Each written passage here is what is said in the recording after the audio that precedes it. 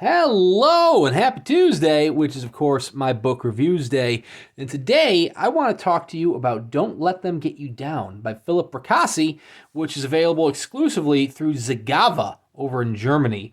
It was available in a signed hardcover, a numbered hardcover, and a lettered hardcover. Both of those are sold out, but you can still get it in a paperback, either directly through Zagava, which is unsigned, or if you're like me, through Ziesings or Ziesings here in the States, which is signed.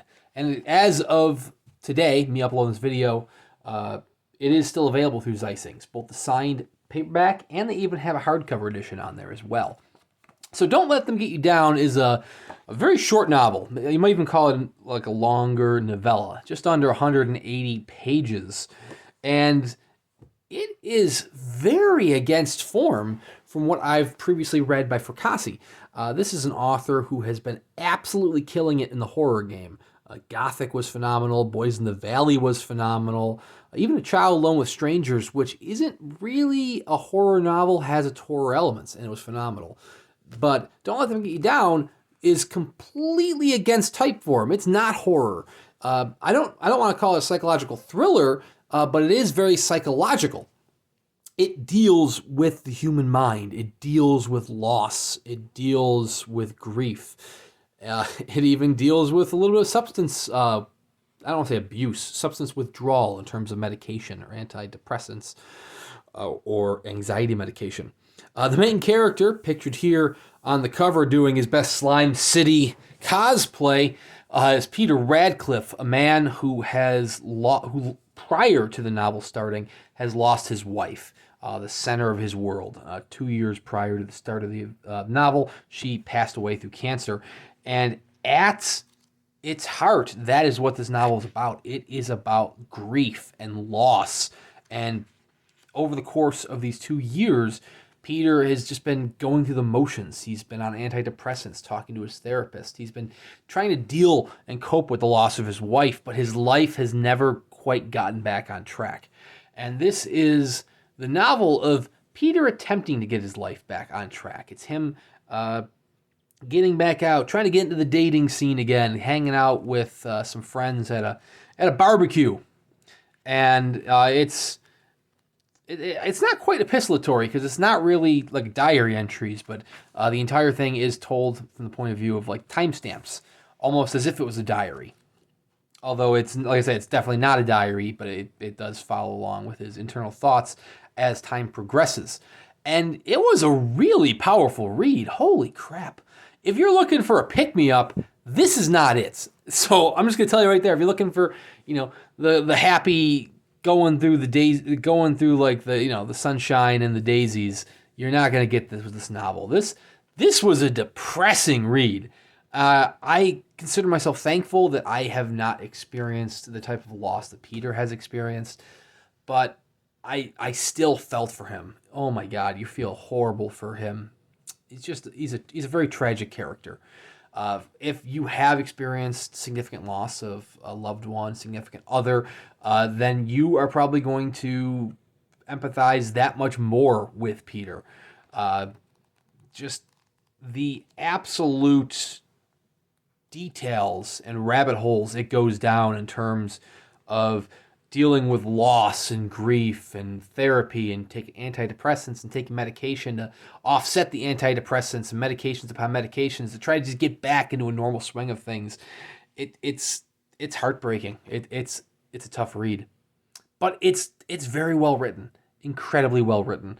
I will say that this is the first time Fracassi, at least I've read by Fracassi, where he's kind of going a little, he's going Cormac McCarthy and foregoing punctuation in terms of quotation marks, which does take a little getting used to. But if you are familiar with Cormac McCarthy's style and not have punctuation marks, you'll fit in really quickly.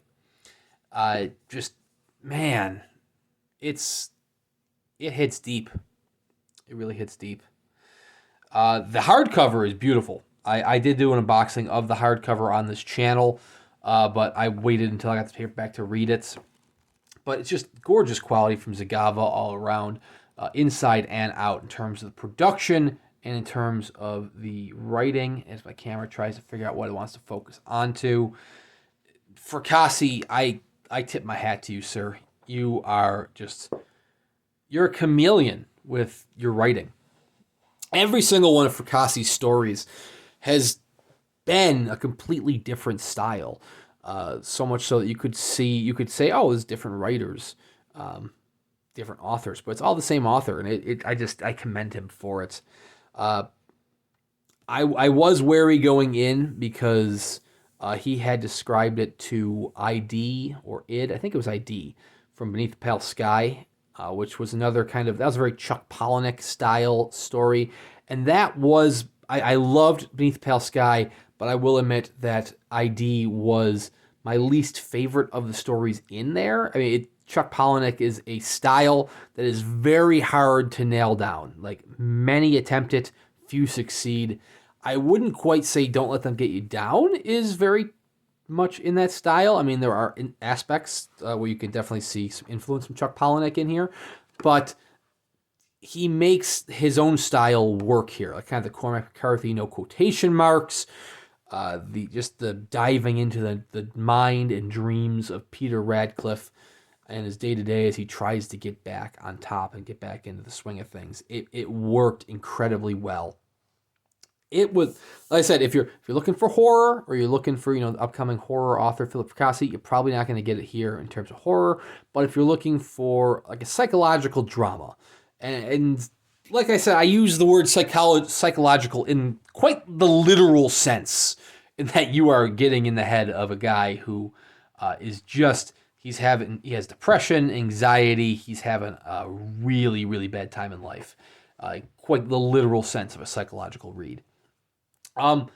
Unrelated to the novel itself, I did want to point this out because I think this is funny.